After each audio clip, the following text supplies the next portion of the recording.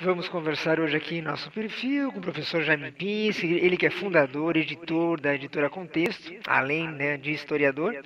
E o nosso tema hoje é exatamente o livro de Magda Soares, chamado Alfabetização, a Questão de Métodos, né, esse livro que recebeu recentemente o prêmio Jabuti, teve uma excelente repercussão. Eu queria, professor Jaime, o senhor comentasse um pouquinho, desse livro, quer dizer, como que ele chegou à editora, como é que foi o processo de edição dessa obra? Bem, na verdade, esse livro não chegou à editora, ele foi encomendado.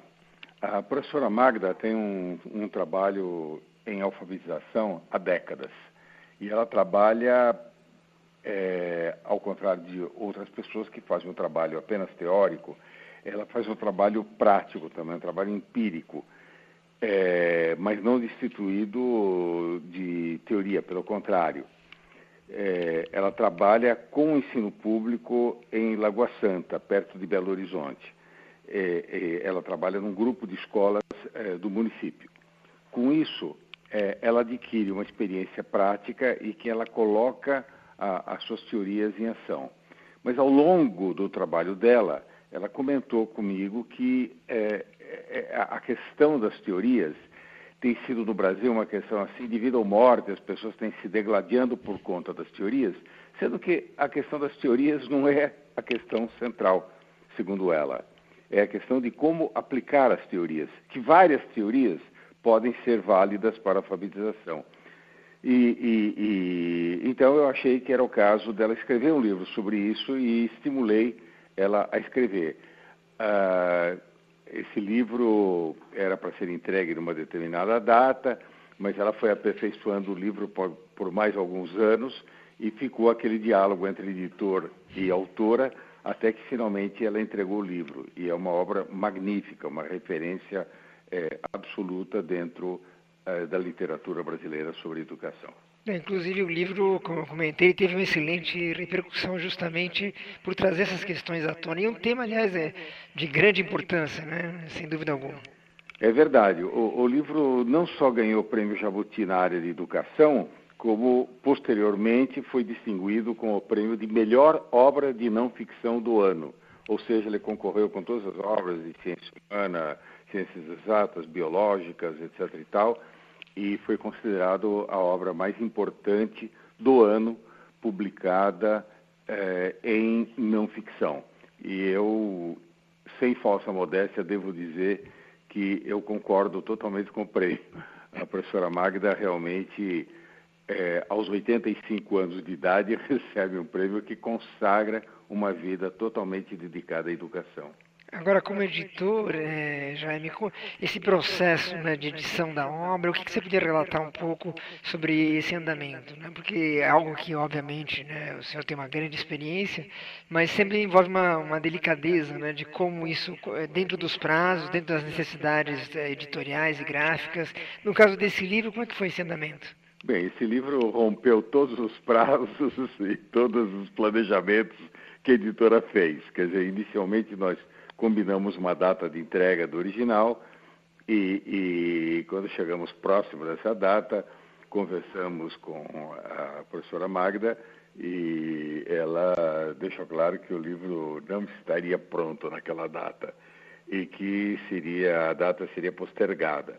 E depois de várias postergações de data, chegamos à conclusão que o livro ficaria pronto quando estivesse pronto. E não havia possibilidade, não havia como chegar para uma pessoa como a Magda, que é perfeccionista ao extremo, e exigir a data, ou entrega na data, ou a gente não publica, algo desse tipo. Seria ridículo da nossa parte ter uma atitude. Então, eu sempre digo que o editor tem que ter regras rígidas, mas tem que ter a capacidade de ser flexível em casos especiais. E esse, sem dúvida, foi um caso especial. Agora, pensando que nós estamos no comecinho do ano, né, ainda, em termos da editora da Contexto para este ano, qual o planejamento que vocês têm desenvolvido, qual a sua expectativa? Olha, nós publicamos cerca de 30 livros por ano. É tudo que nós publicamos. Nós não somos uma editora que publica dezenas e dezenas ou até centenas de livros. Pelo contrário, nós temos assim, um critério assim, extremamente rígido de seleção E, enfim, cada editor tem sua forma de ver as coisas. Mas para nós, cada livro é um livro que tem que se pagar. Ele tem que chegar na sociedade e a sociedade tem que achar que esse livro é importante. Então, nós temos um critério muito rígido. Quer dizer, um livro que a gente acha que vai servir para uma banca de doutorado de 5 pessoas ou para uma banca de mestrado de 3 pessoas, não é e foi considerado maravilhoso, não é necessariamente uma obra que possa chegar a um público mais amplo. Quer dizer, ele não é destituído de importância, mas ele teve importância como obra acadêmica. A editora Contexto tem uma preocupação de fazer com que a produção científica, ou seja, a produção do saber, possa chegar à sociedade e ao mercado. Numa sociedade capitalista, quando falamos de sociedade, falamos automaticamente de mercado, porque alguém tem que pagar por esse livro para que esse livro se torne viável. Então, em tese, todos os livros têm que ser viáveis. E a gente tem a felicidade de ter, quando nós publicamos 30 livros por ano, raramente um dos livros deixa de se pagar. Quer dizer, é uma preocupação da editora publicar livros que sejam viáveis. E viáveis exatamente porque isso tem um significado. Significa que eles são de interesse da sociedade. Quando eu publico um livro que vai interessar a 10, ou 12, ou 15, ou 20, ou 50 pessoas apenas, evidentemente esse livro não serve para a sociedade.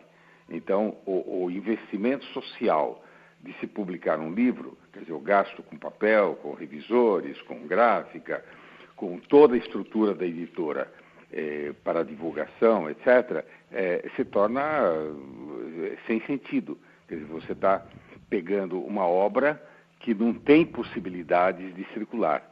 Então, não é uma preocupação, é gozado como as pessoas enxergam, às vezes. Não, mas quer dizer que então a preocupação é comercial? Não, a preocupação é exatamente social, não é comercial. Quer dizer, o livro tem que ter um significado social, o livro tem que interessar a sociedade. Se o livro não interessa a sociedade, nós não publicamos o livro. Claro que nessa avaliação que nós fazemos, existem algumas coisas de subjetivo.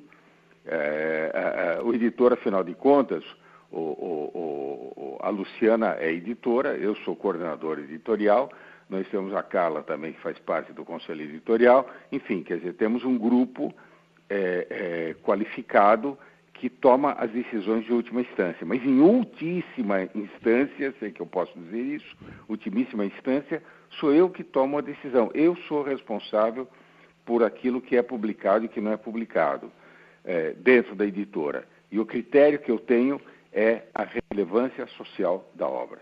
Agora, nesse sentido, qual é a sua visão um pouco das alterações do mercado editorial em função, né, dos livros online, em função da possibilidade da leitura cada vez menor no impresso? Quer dizer, qual um pouco a sua concepção nessa ótica? A minha concepção é a seguinte: nós temos mais de 200 milhões de habitantes no Brasil. Eu tenho absoluta convicção de que uma parte bem razoável dessa população, embora talvez pequena, mas uma parte suficiente para alimentar várias importantes editoras, sempre existirá. O que eu quero dizer é o seguinte, que nós sempre teremos leitores para obras relevantes, para obras significativas, para obras que tenham sentido social, que interessam socialmente. Quer dizer, essa ideia de que os leitores estão acabando é um mito. Os leitores podem estar acabando para obras irrelevantes, talvez para obras clássicas. Quer dizer, as pessoas estão lendo cada vez mais em língua estrangeira. Hoje em dia as pessoas leem em inglês, as pessoas leem em francês. Às vezes eu tenho um livro que me apresentaram para tradução, e esse livro já saiu em inglês, já saiu em francês, já saiu em espanhol, e é um livro que vai servir para pós-graduados. Bem, o pressuposto é que os pós-graduandos leiam línguas estrangeiras. Então, num livro altamente especializado, não tem sentido eu traduzi-lo, porque eles já leram, eles têm acesso online, eles podem comprar o livro digital, em língua estrangeira e ler em língua estrangeira. Então eu deixo de publicar frequentemente, eu me recuso a publicar livros muito especializados, porque o grupo de interessados nessa área já tem acesso em língua estrangeira. Mas mesmo assim, mesmo deixando esse grupo de lado, quer dizer, nós teremos sempre leitores. Você vê, o livro da Magda, esse livro da Magda, por exemplo, é um livro que está vendendo milhares de exemplares. Sabe, e não é um livro leve, fácil, é um livro que exige uma leitura cuidadosa, uma leitura de pessoas interessadas.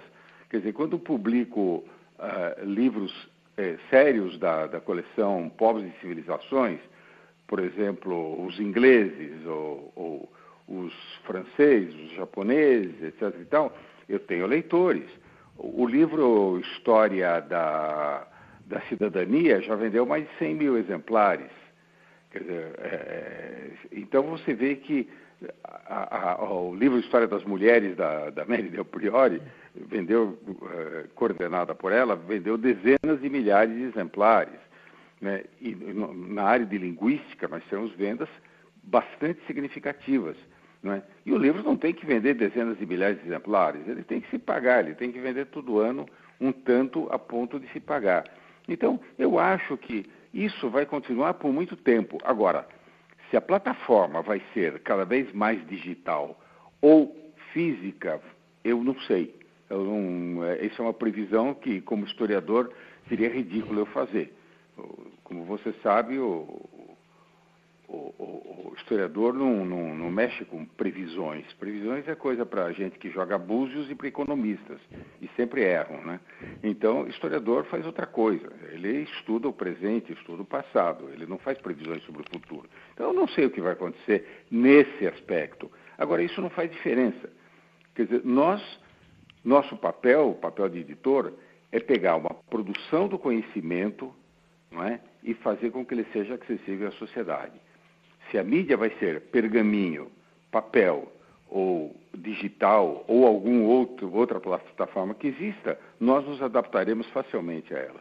Agora, um fato é que o leitor mudou, né? E isso o senhor tem um pouco claro, quer dizer, o perfil do leitor vem mudando nos últimos tempos, na sua visão? Tem livros e livros. O livro de lazer é uma coisa, isso sim. O livro como lazer está sendo destroçado. Quer dizer, uma grande parte dos livros utilizados como lazer está deixando de existir. Isso sem dúvida alguma. Agora, eu não publico livros de lazer. Quer dizer, eu não publico Biblioteca Cor-de-Rosa ou Sherlock Holmes ou sei lá o quê.